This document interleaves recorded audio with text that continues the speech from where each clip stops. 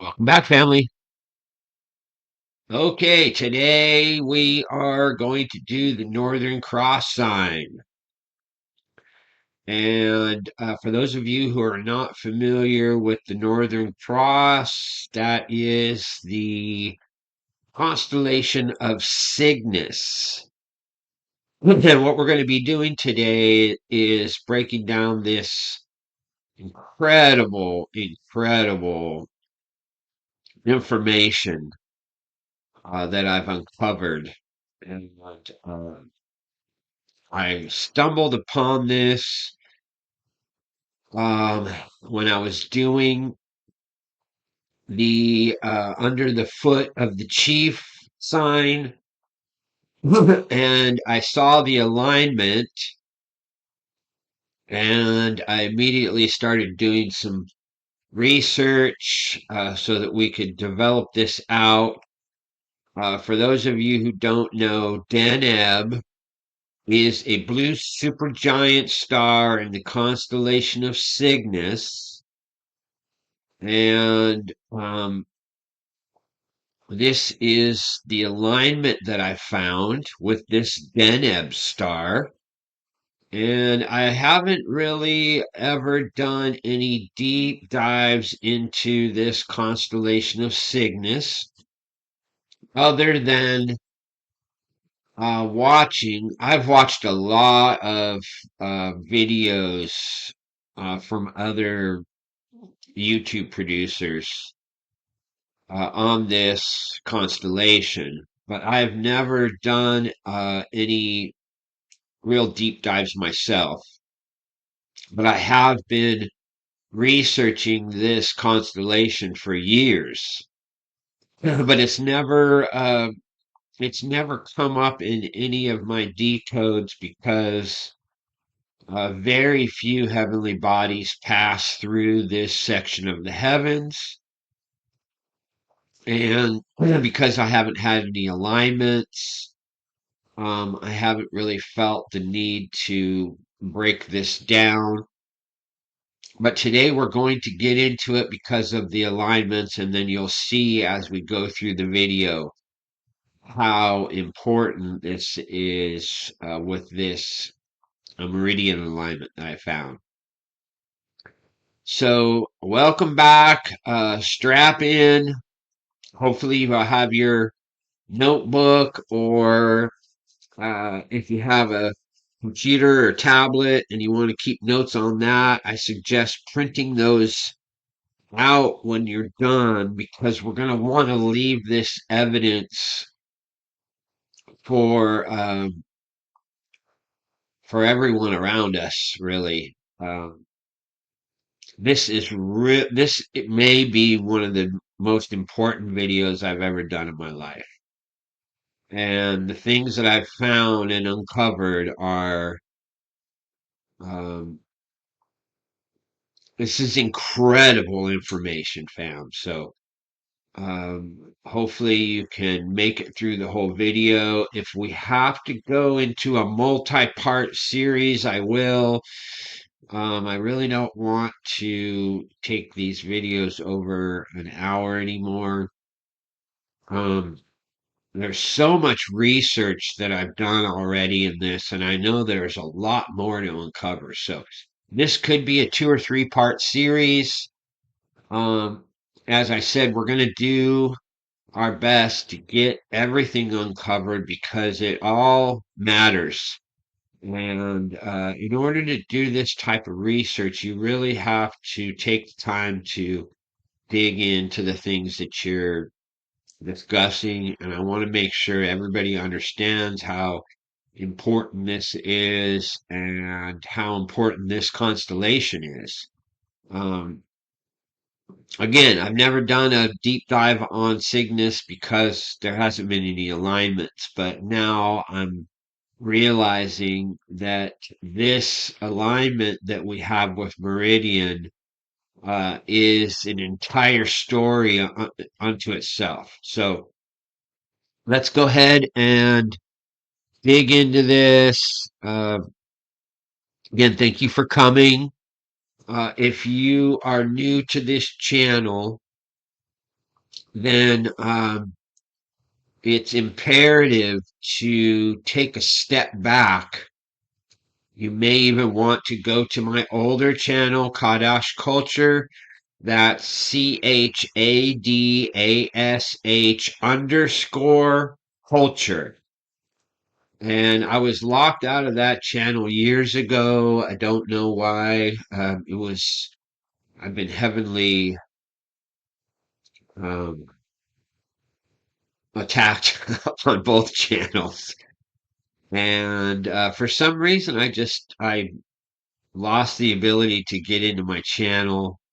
Um, Again, I'm not sure why, and that's why I started all over again. I was at a point with that channel where I was so heavily attacked that I got really frustrated at YouTube and at how how many trolls and attacks that I got that I just took a break and then I came back and started Tabernacle of the Bridegroom.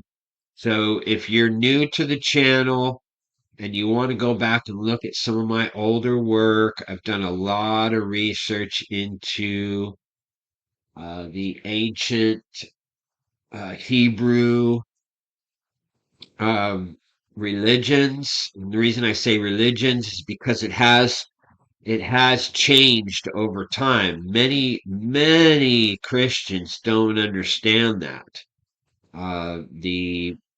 The ancient Hebrews went through multiple transitions, and a lot of our modern Christians don't really understand history.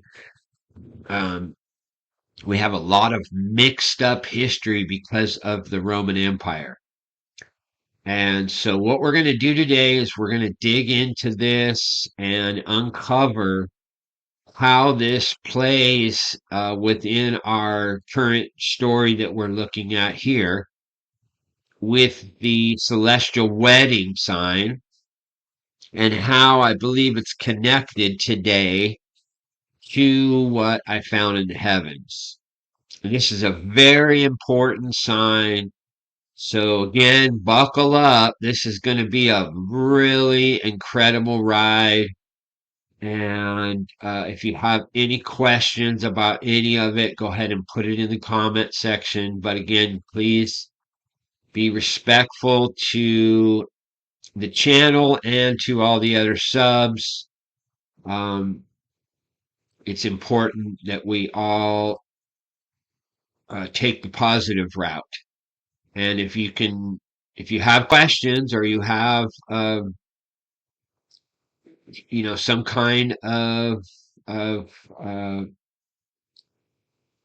challenge or something that you don't agree with, then just put it in a positive manner so that we can debate or discuss back and forth without the negativity. Because I have gone through this for far too long, and if you can't phrase your conversations in a way that are respectful, then I just cut them out because I'm tired of dealing with people that are disrespectful.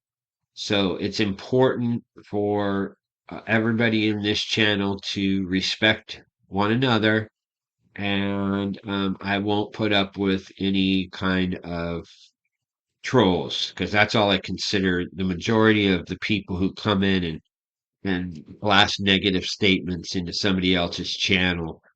Um, it's a major trigger for a lot of people if they see something that they're not up to par on, or they misunderstand, or they think this is something that it's not, then they get triggered.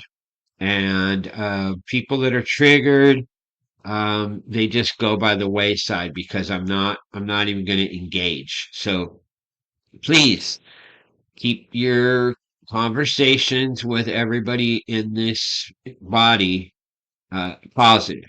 And if you can't do that, then just go ahead and unsubscribe and go somewhere else because I'm not here for that kind of debating or arguing or any of that. It's really important for me to be able to do this work without attack.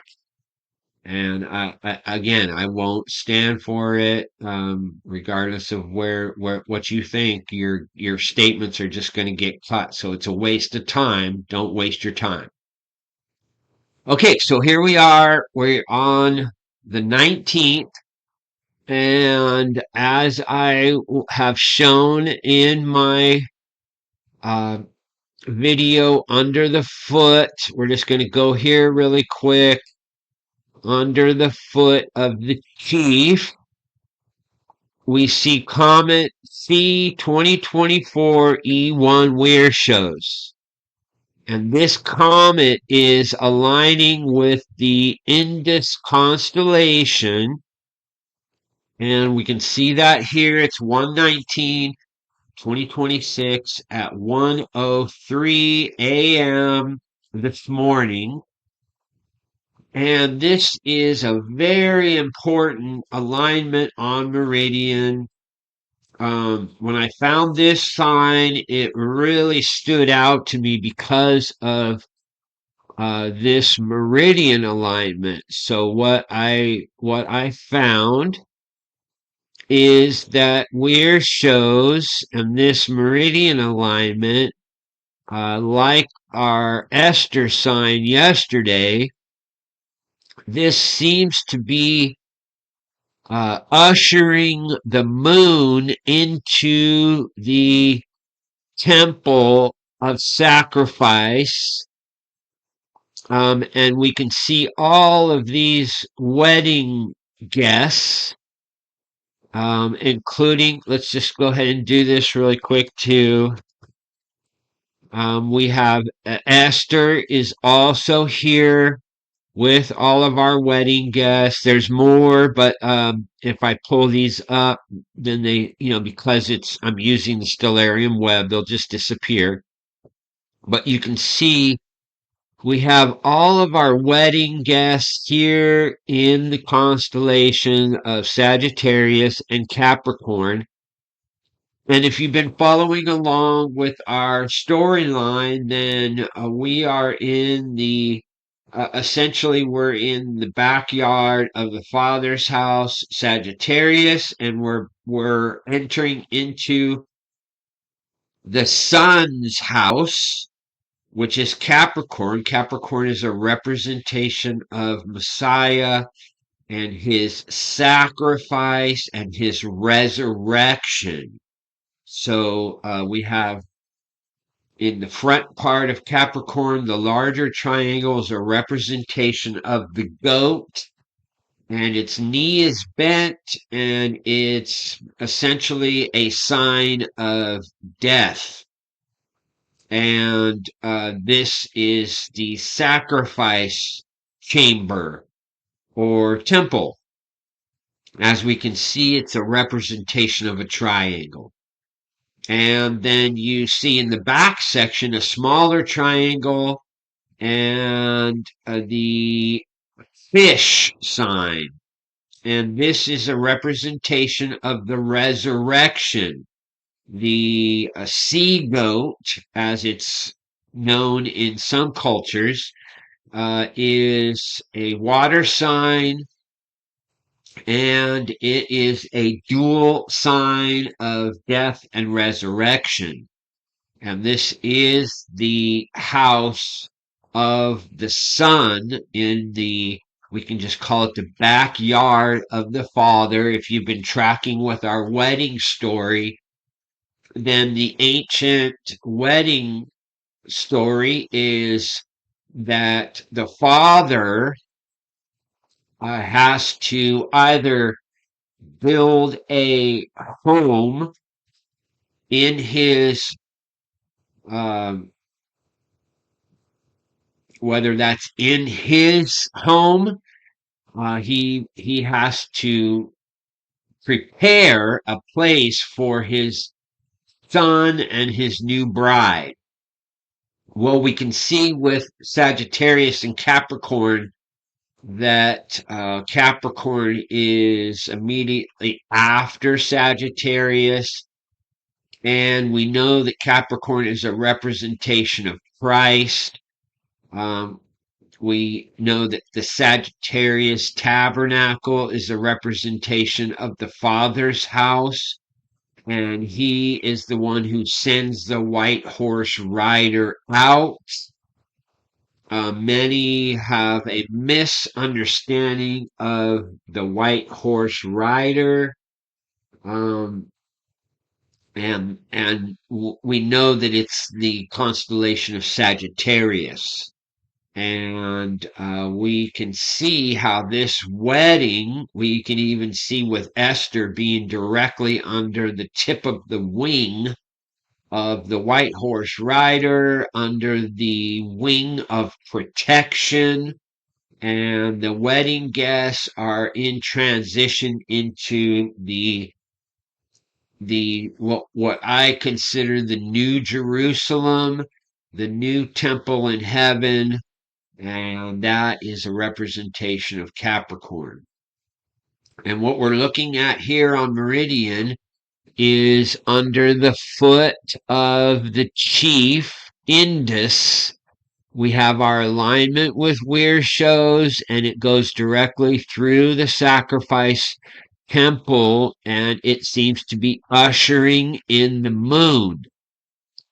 And when I found this sign, it also connected to CYGNUS. And so what we're going to do is we're going to look at the alignments of Meridian and show you how this Meridian story is actually a whole nother part of this sign, because Meridian is very important. It runs around the planet every 12 hours, and it allows us to have deeper understanding of where these alignments are happening, because the meridian is going to also make star alignments and make constellation alignments. So that's what we're going to do now, is we're going to be looking at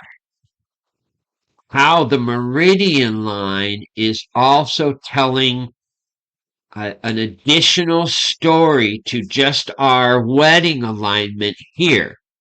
So let's go ahead and dig in. We can see here that Meridian is aligning with our Deneb star, and this is Alpha Cygni. This is a very important star within the constellation of Cygnus. And if we continue to run the meridian, then we come to some very, very important alignments, and I want to bring this out because this sort of blew my mind when I was looking at all these alignments. This meridian alignment goes right through Prasepe. And for those of you who have been following me for a while, then you know how important this location is in the heavens. This is considered the manger, and it's known as many different things from ancient culture.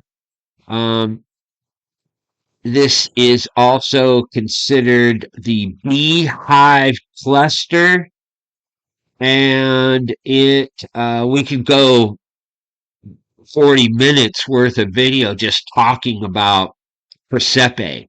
But when I saw this alignment with the manger, it gave me a deeper understanding of what I'm actually looking at, because I never knew that meridian with Deneb, the Deneb star, aligned through Persephone. So I just want to point that out quickly.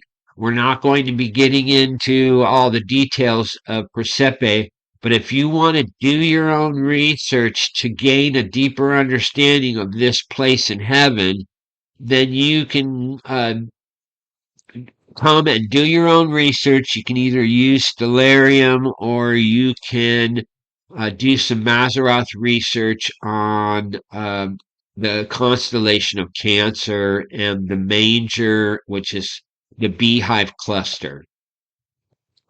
And then as I moved through the heavens, this is all going to become very, very important when we're trying to gain a deeper understanding of this alignment. So first, we're looking at the alignment here with Beta Pyxidus, and this is the constellation of Pyxis, which is a compass family.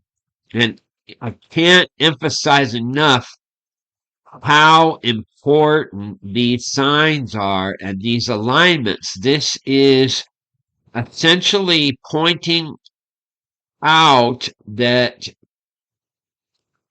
we're looking at a compass which is all about direction. And if you want to come and do deeper research, then you can look up Pyxis, you can go to the Wikipedia, and you can also do a deeper dive into that constellation. And then it comes through this section of heaven that's actually tied to Pyxis, which is the great boat or ship in the heavens. And this great ship is actually broken down into multiple parts. You have vela, which is the sails. You have carina, which is the keel of the boat. You have pupus, which is the stern of the boat. And this is going directly through this constellation of the heavenly ship, or we could look at it as an arc. And then it goes through another sign called Volans, and this is also, I believe, part of the story because this is a flying fish, and we're looking at multiple signs of flight because Cygnus is shown as a stork or a swan. It has been shown as a crane. There's all of these different images that we get with Cygnus, and we'll be digging into that also. I've got a whole bunch of tabs open that we're going to do deeper research on. But this was also part of the story to me, that this meridian line going through certain constellations is also part of our story.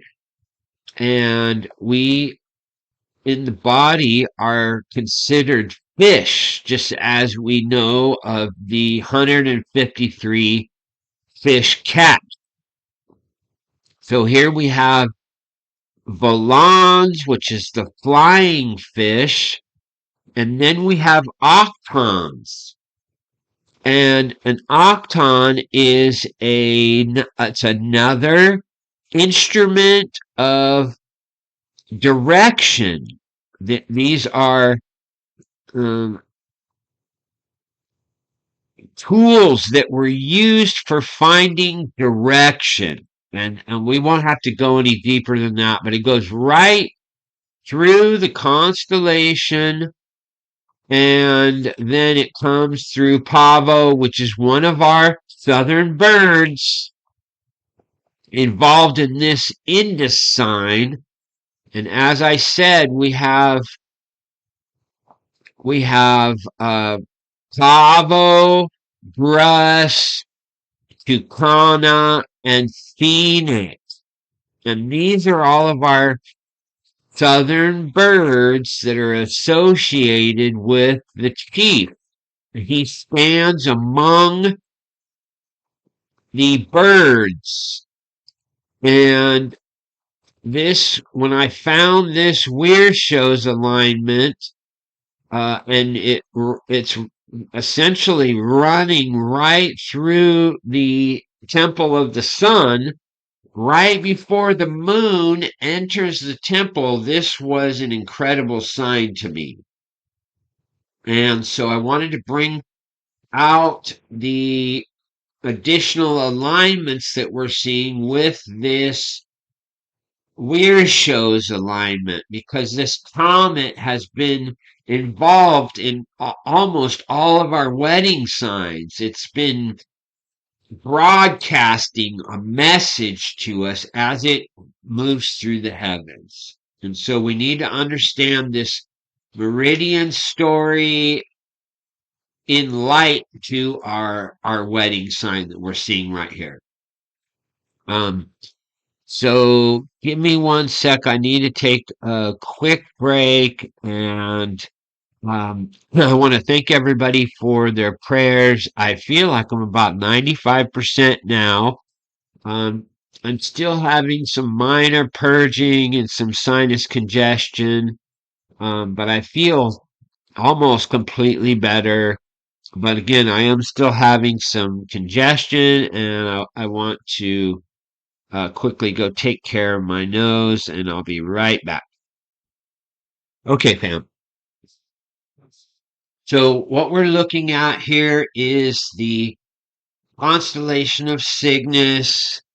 We're going to quickly get into some basic information about the importance of this constellation.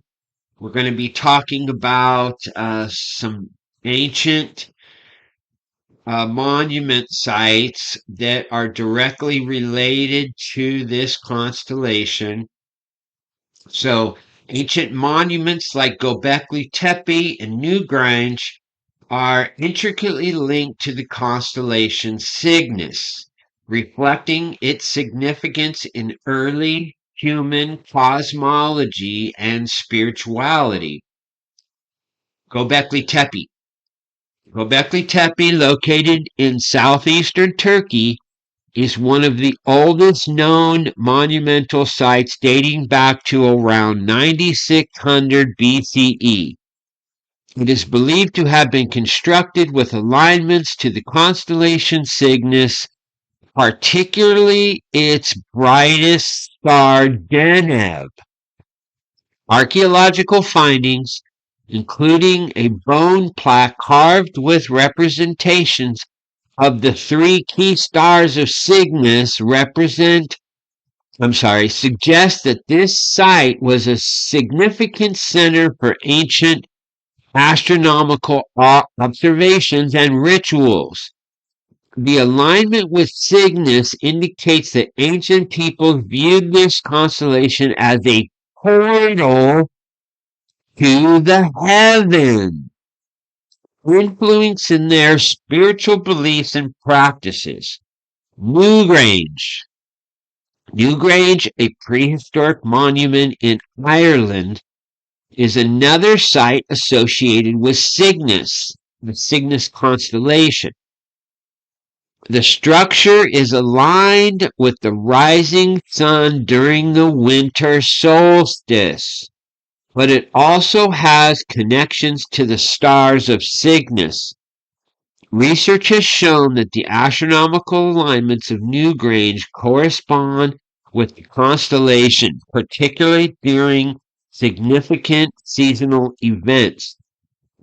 The presence of whooper swans in the area during winter further ties to the site of symbolism of Cygnus, as swans are often associated with the soul and the afterlife in various cultures.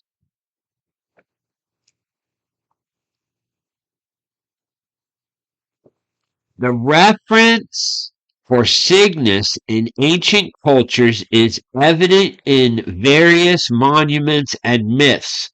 The constellation was often seen as a symbol of the soul and a gateway to the afterlife. This belief influenced the construction of sacred sites and the alignment of megalithic structures, which were designed to connect the earthly realm with the cosmos. The enduring legacy of Cygnus can be seen in the architectural and astronomical practices of ancient civilizations, reflecting a deep understanding of the universe and humanity's place within it. In summary, the ancient monuments associated with Cygnus, such as Göbekli Tepe and Newgrange, highlight the constellation's profound impact on early human societies, shaping their cosmologies, rituals, and architectural endeavors. There is some other studies we're going to do. I will leave this up so that I can connect this link in the descriptions and you can come and do your own deeper research. Next, we're going here to the Cygnus theme.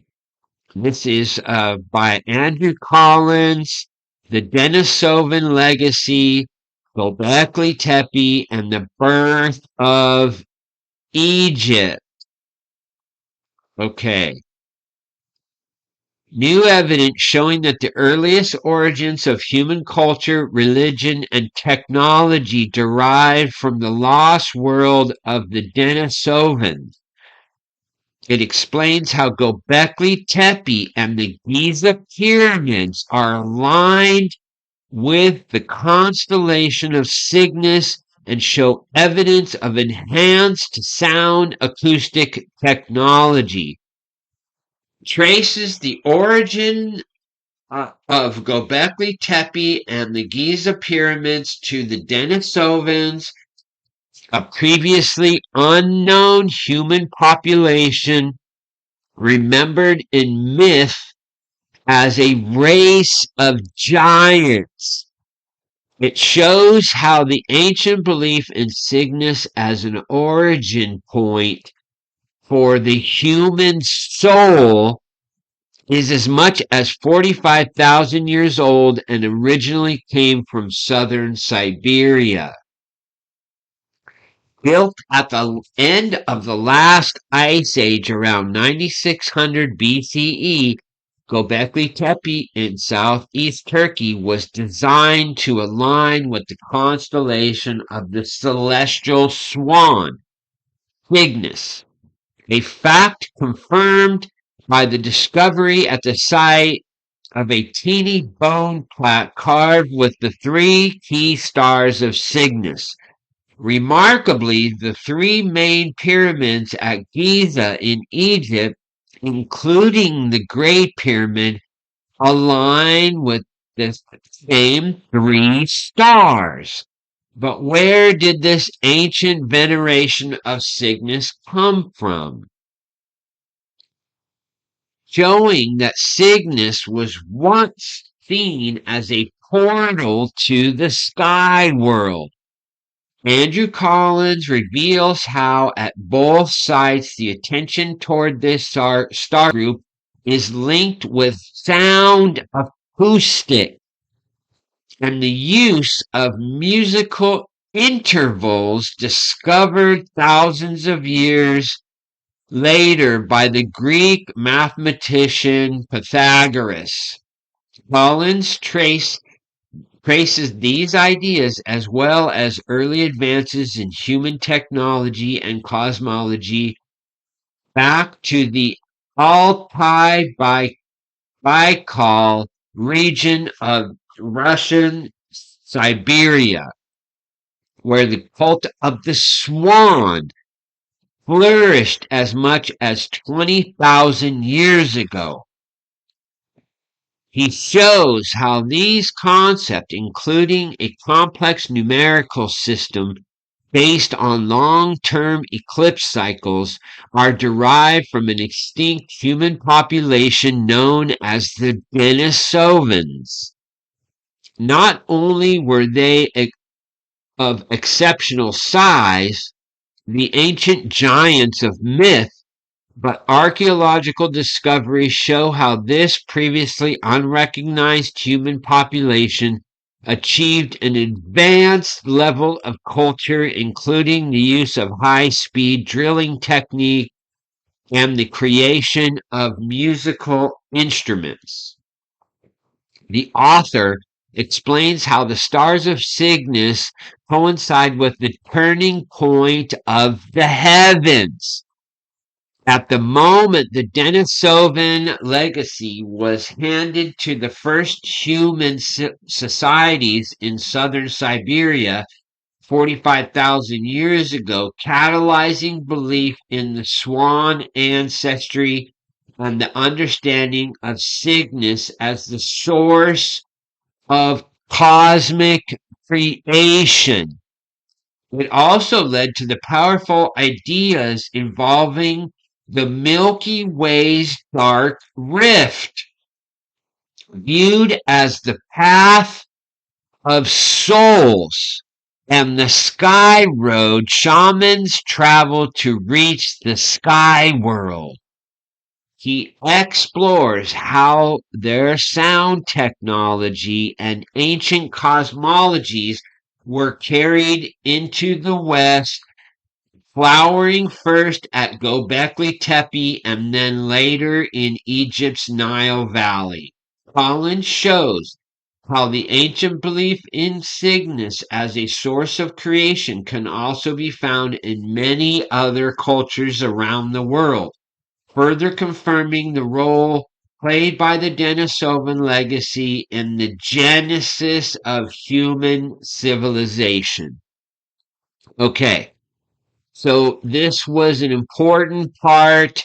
Um, if you are interested, you can get the book, The Cygnus Key, The Denisovan Legacy, Göbekli Tepe and the Birth of Egypt. I'm probably going to be getting this book and doing a deep dive into this because I've been doing some research into this constellation, and the things that have come up in my feed over the last 6 months really just has pointed out to me that this is an important part of the heavens involved in our story. Okay, so I want to go here. This is the Wikipedia for Deneb. Again, I'm going to connect all of these links because we're just going to do quick discoveries in these, and then I'm going to allow you to come back and dig in deeper so that we don't take too long in these videos. Deneb is a blue supergiant star in the constellation of Cygnus. It is the brightest star in the constellation and the 19th brightest in the night sky. Sky. This stood out to me because of the date of the alignment. It's the 19th today, and the meridian aligning with Deneb today with the comet and all the other signs that I just showed was almost too much. Um, and so I just wanted to point that out. It has an apparent magnitude slightly varying between 1.21 and 1.29. Deneb is one of the vertices of the asterism known as the summer triangle. And we'll be discussing that in a second. And the head of the Northern Cross.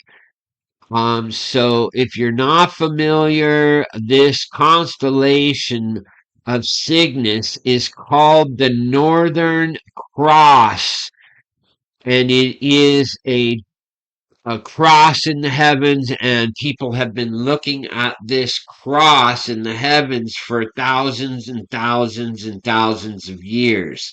And there has been many, many tales and a lot of mythology that comes down to us from this constellation.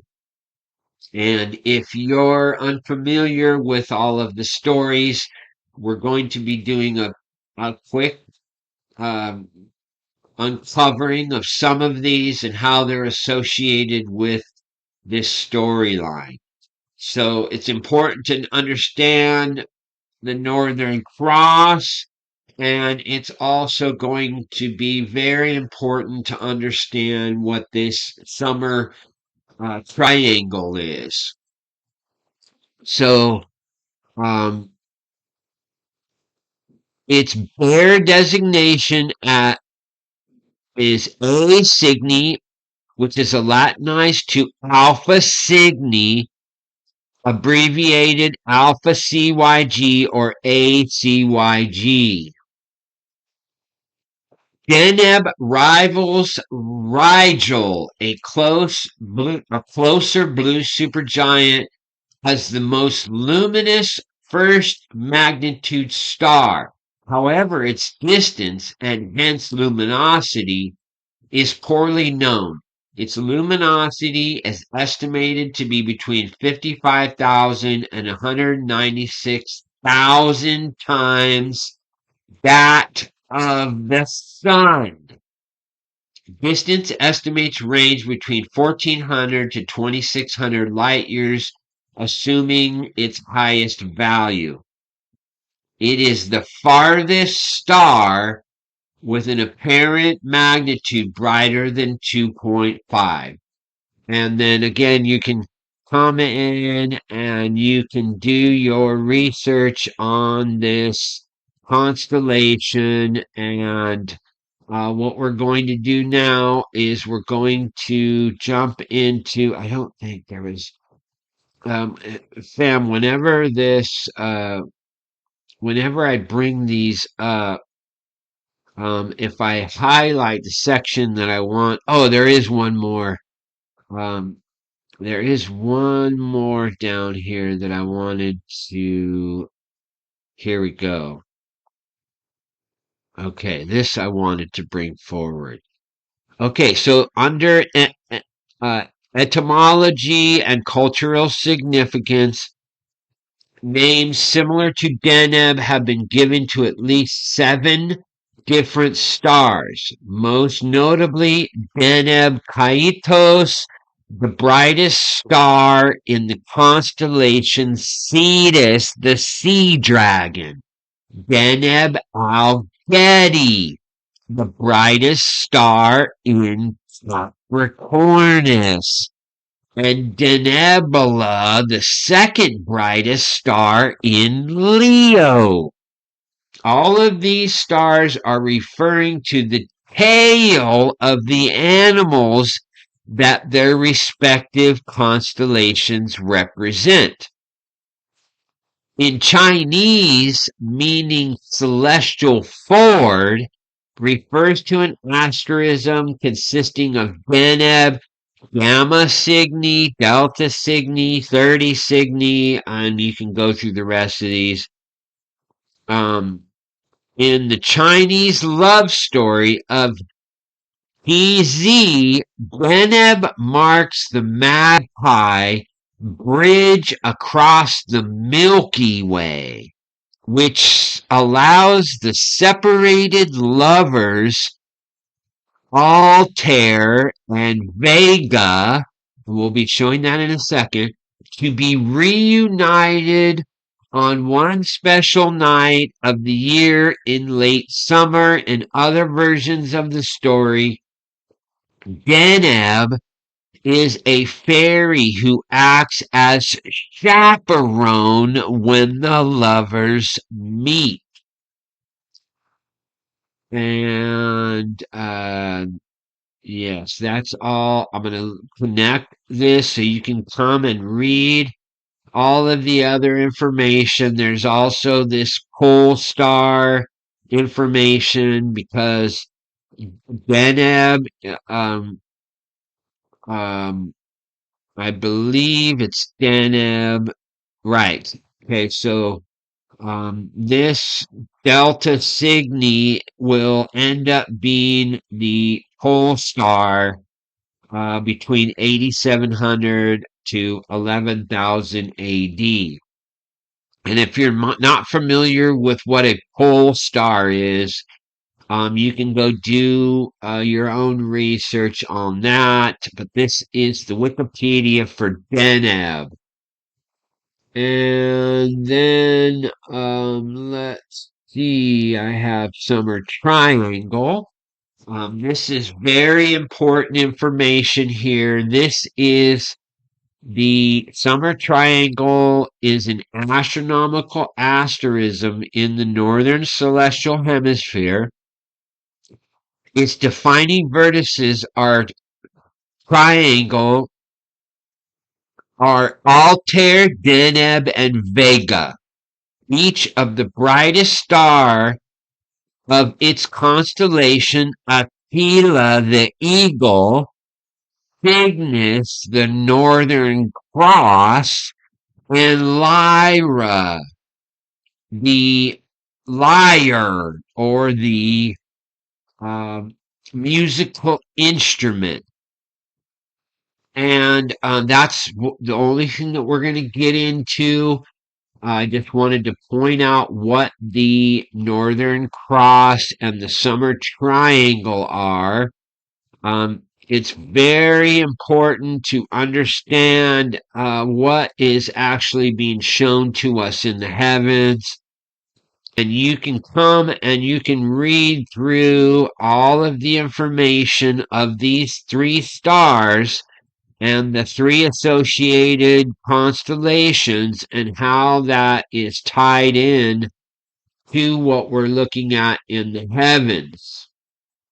So again, this constellation of Cygnus is tied to our eagle, Aquila, and it's tied to the lyra or the musical instrument.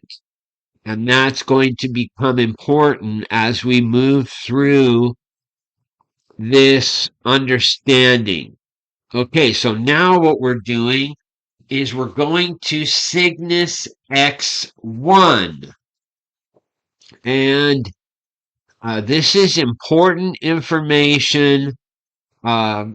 This is another star. You can see here on the right, we see the Northern Cross, and Deneb is here at the top. And then X1 is circled here in this constellation. And the reason we're bringing this star forward, we're not aligned with this star, but the reason I'm bringing this forward is because of the stuff that I found with this star.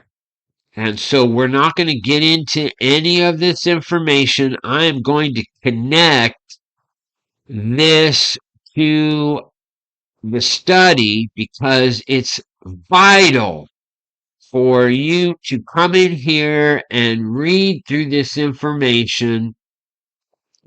Cygnus X1, let's just read this first part. Cygnus X1 is a galactic X-ray source in the constellation Cygnus and was the first such source widely accepted to be a black hole. And so we're going to connect this. You can come back and you can open this up and read everything, and then you'll be able to connect the dots to what I'm presenting in this video. Let's go here. This is Cygnus X3. And this is also in the constellation of Cygnus. It's another star within the constellation. And this one has this Wolf-Rayet star. And this is going to become very important as we go through this. We just had, I believe it was just 2 days ago, we just had another X-ray come out of this Cygnus X3. Let me do this quickly.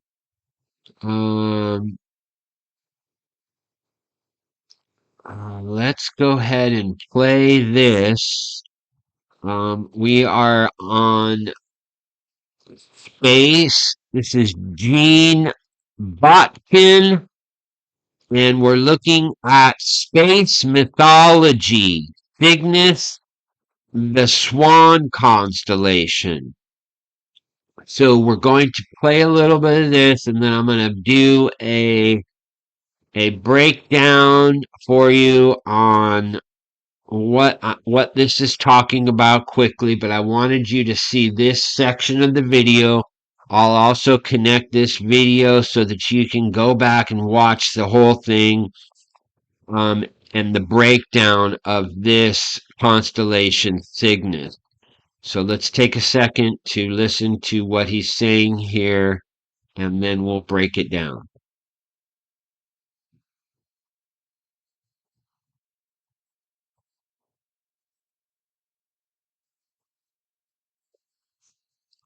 And if for some reason you can't hear what's being said, then I will connect the link. I'm not able to hear this when we're doing the breakdown, so forgive me.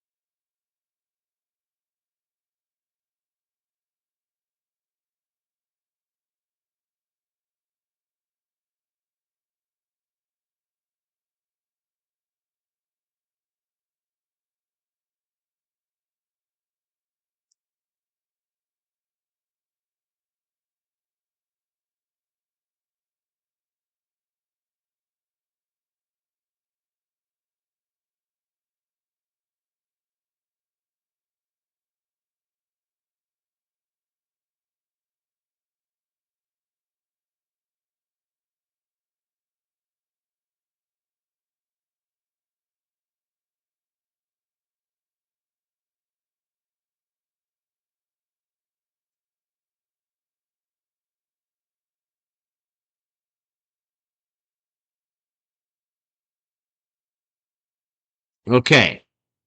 This section here is very important. I see that we're already close to an hour. So we're going to connect this link so that you can come and do some more research on your own. Um, it's very important to get a grasp from multiple perspectives, so that you can understand why this sign is so important and why it connects to our storyline. Because there is so much within this that ties to exactly what we're looking at. Again, I've already pointed out that this constellation was seen as the seat of the soul and the place of creation. It's tied to the dark rift and the Milky Way. And if you just do a little bit of deep diving, you're going to actually be blown away at the things that are discussed about this constellation Cygnus. Okay, so we already did that. Okay, now we're going here, and this is Göbekli Tepe Pillar 43, known as the Vulture Stone. And if you look here on the left, I don't know if you're familiar with the Vulture Stone in Göbekli Tepe, but this has been decoded. I've done this, and multiple other people who have done this breakdown. As soon as I saw this vulture stone, I knew exactly what it was depicting, because I've already done this breakdown in the heavens, and it's easy to actually see what is being shown.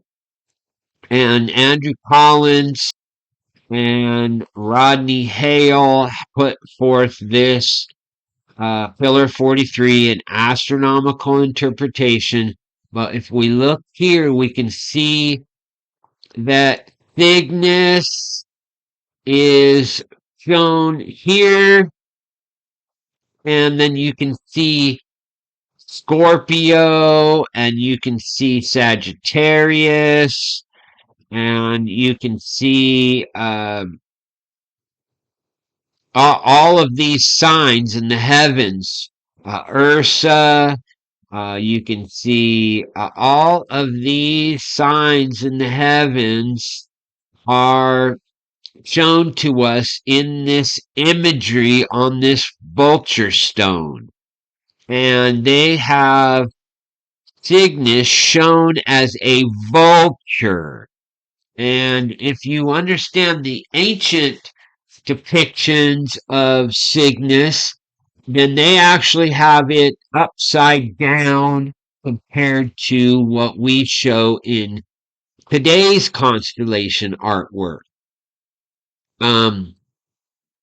Cygnus with Deneb here in the head is actually the eye of the vulture.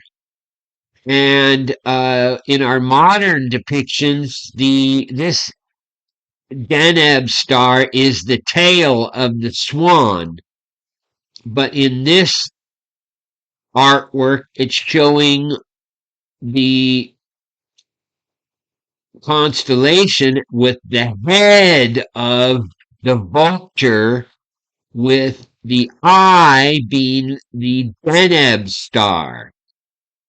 And it is shown in multiple different ways. If you look here just to the left, here where I'm circling, it's showing the eagle, Aquila, and then over here to the right of the mouth of the vulture, it is showing the Lyra star.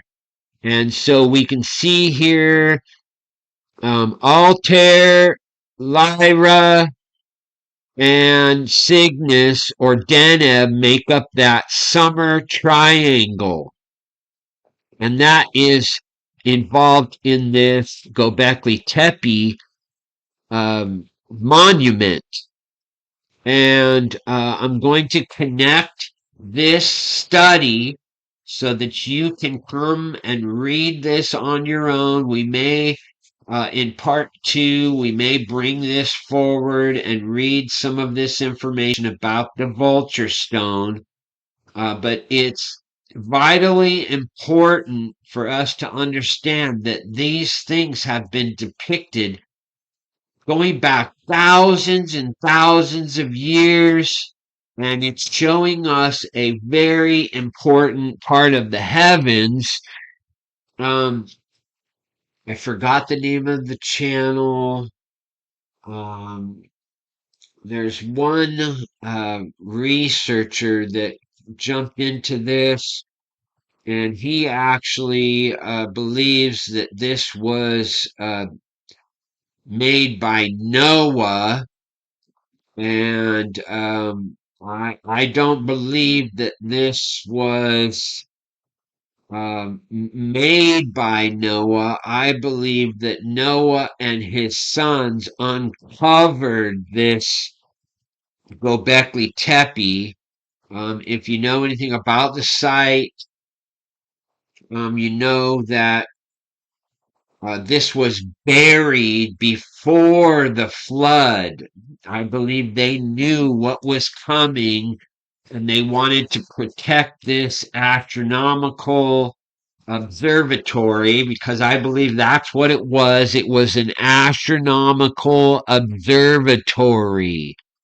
And this is where they came from all over that area, including from Egypt all the way out to India, and I mean, you name it. They came from long distances to Göbekli Tepe because this is where the what I would consider the stellar priesthood was. They were the ones doing the star mapping, and everybody came to this place as an ancient observatory to learn about the signs in the heaven. And so I wanted to connect that.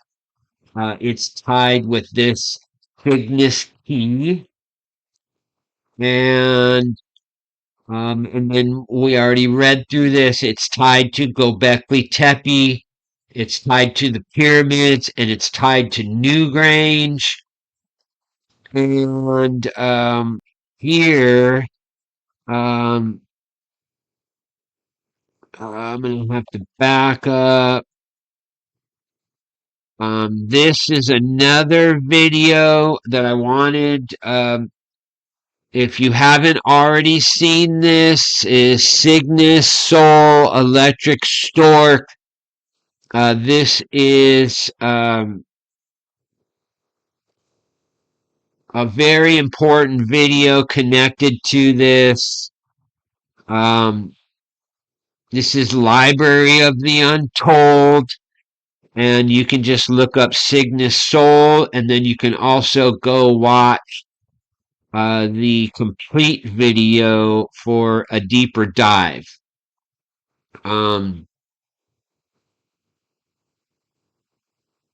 And then we've already gotten to here. This is, you can also move forward and connect and read through the information and watch the rest of this video for more deeper grasp. And we're going to come back in part two and we're going to dig deep into some more connections that I believe are just unmistakably incredible. We're going to show you how we just recently, I believe it's only been 2 days, um, we just recently had a X1, I believe, sign in the heavens, and maybe it's X3 that just happened. The star X3 just had another event, and within the last couple months, there was a sign within X1, and I have seen these X-rays come out of this Cygnus constellation over the last, we'll just say 6 months. And it had stuck in my head, and now I know why, because I'm bringing this information forward. Again, fam, we're gonna cut it off here, only because we're already over an hour, and I don't want to go much further.